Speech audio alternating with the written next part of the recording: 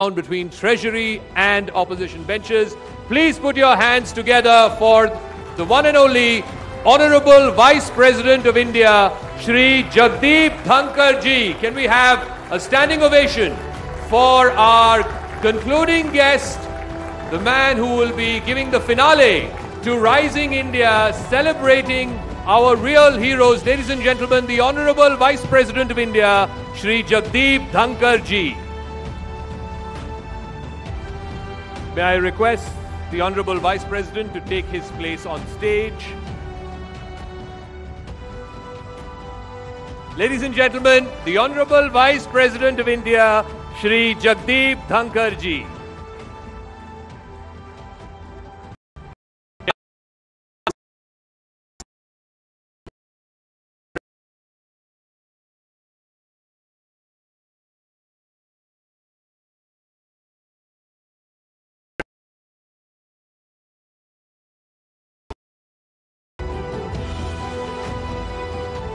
Can we have a round of applause, ladies and gentlemen, for our chief guest for the concluding session of Rising India, celebrating real heroes. May I now welcome Rahul for his introductory speech for the Vice President.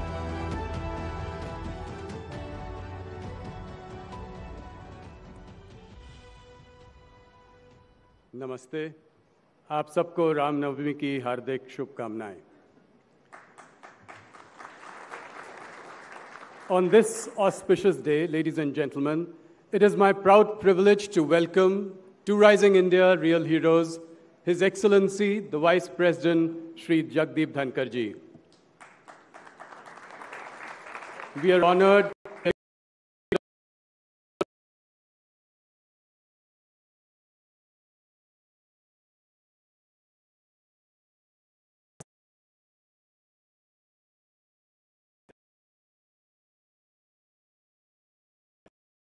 a young and ambitious nation is on the move, and the world is watching us closely. This quickening of our pulse is made possible not by a few, but by the many. In far-flung corners of our country, men and women with large hearts and clear consciences are putting society above themselves. They are the real heroes who make life a little better for those around them and inspire communities to become a little better. Dhankar ji's life and career are similar to the stories of real heroes we have had the privilege of honoring over today and yesterday. Born into a farming family in a small village in Rajasthan, he used to walk over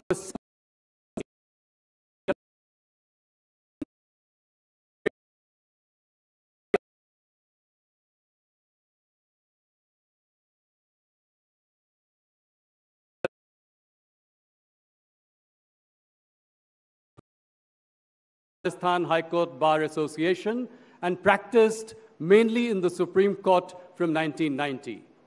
He also had a 3-year stint as a member of the International Court of Arbitration in Paris. As a parliamentarian, minister, the governor of West Bengal, his contributions to the country are many and varied. He has excellent knowledge of the Constitution, and his expertise with legislative affairs is a big strength. He has been uncompromising in his insistence on decorum inside Parliament. Dhankar ji has also been an ardent advocate for the separation of powers. Yet, he is known as someone who is accessible and humble, which makes it easy for people to warm up to him.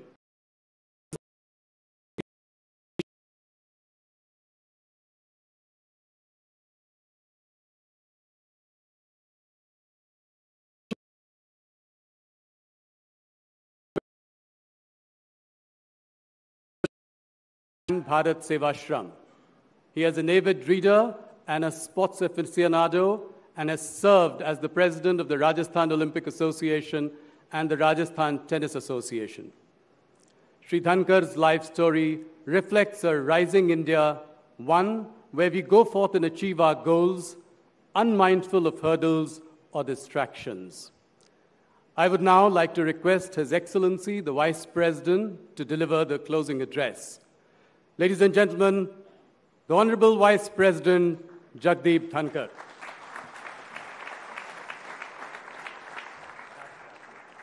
Podium.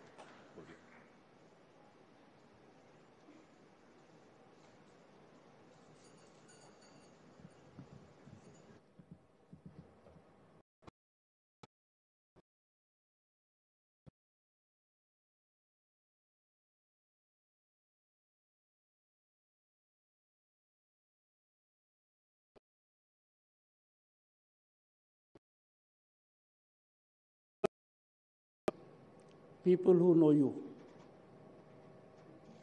And the problem is complicated exponentially when you have someone like senior advocate Chetan Sharma in the audience.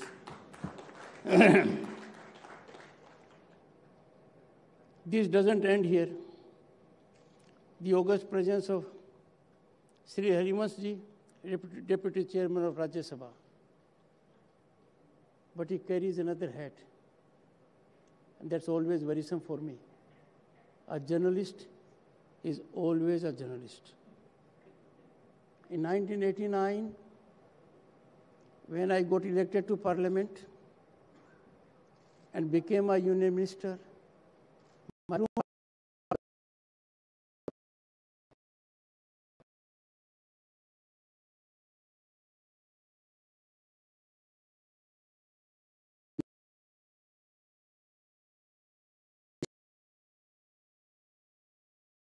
West Bengal. I hope it is restored. I will do all I can. Dr. Rajkumar Ranjan Singh, Sri Rahul Joshi ji, members of the diplomatic corps, other dignitaries, and my friends in the media. I can assure you, I am certainly your friend. I hope you will reciprocate. Indeed, a marquee event, all the more significant, being hosted in Amrit Kal.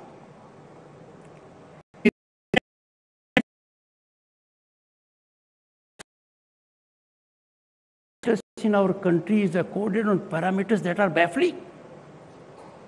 Event management can put a person in a position. He's a leading lawyer, he's a leading journalist, and what not. But we are talking of real heroes. At a time when India is on the rise as never before, it is a statement of fact, globally acknowledged. And the rise is unstoppable, earning unprecedented global recognition and respect. As a mark of respect to our heroes, let's pledge, take pride in our historic accomplishments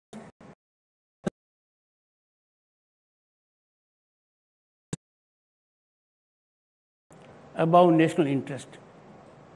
And this, when I say is not optional, I reflect the viewpoint of more than 1 billion people. The theme of the coffee table book, unveiled a while ago, to be unveiled, Voice of India, Modi and his transformative Mann Ki Baat, is very apt.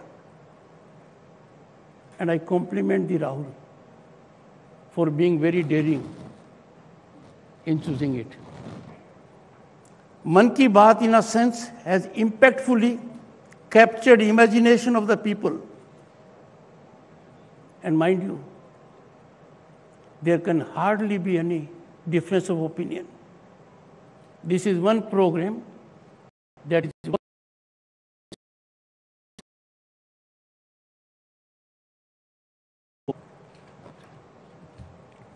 I appeal to media for wider dissemination of the coffee book content, as I have been given details thereof. Let us highlight success stories of real Bharat and exemplify our age-old value system. Friends, we are the most functional democracy in the world. There be no doubt about it.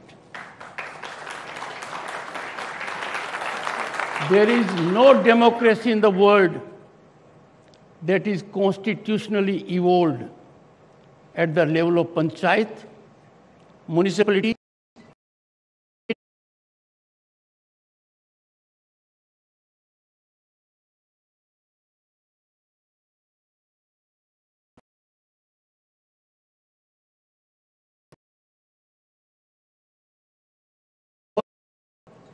government can claim to have such a vibrant, functional democracy reflecting diversity and unity simultaneously.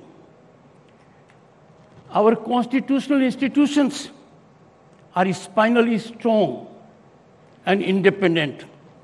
We are proud of our judicial system. Where on the planet you'll get a Supreme Court which can act with lightning speed and grant relief when someone is accused of defamation? Where on earth? Where will you get a Supreme Court that will sit over time? We have finest judges, the Chief Justice.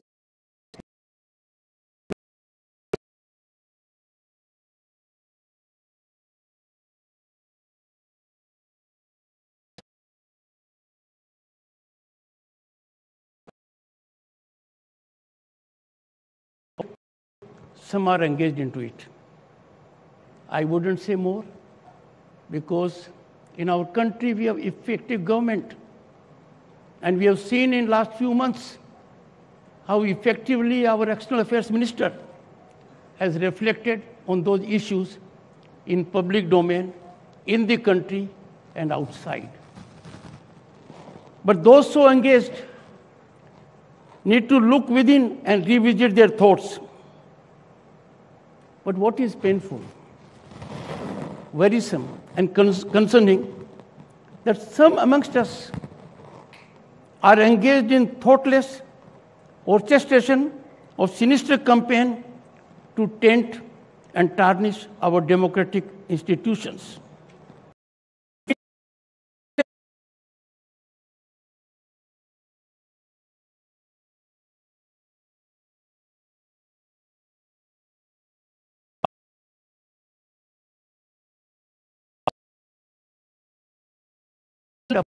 Parallel in the world where people holding positions of power would go to other country, other geographical locales to run down their own country. We all need to reflect on this. We need to be cognizant of virtual intense warfare against India's integrity by well-orchestrated global machinery functioning within and outside the country.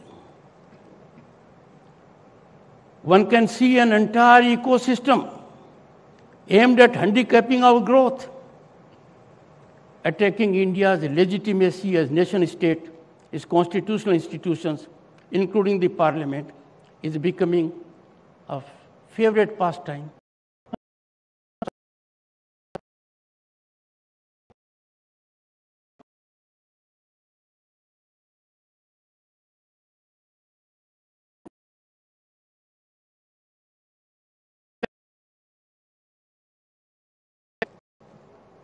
An intense assault on India's values, integrity, and institutions is emanating from well-maintained incubators.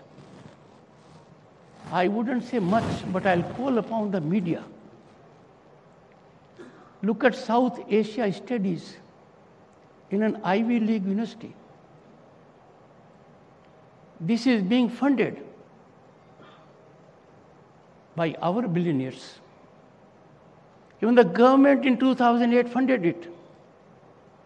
And the same is also being done by our northern neighbor. But look at their activities with respect to our nation and with respect to that nation.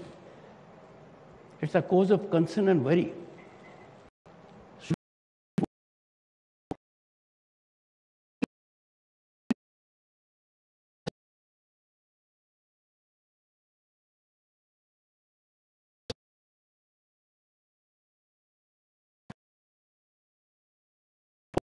Are they mine? We'll reflect on this, engage in due diligence, and let the people of this country know all about this.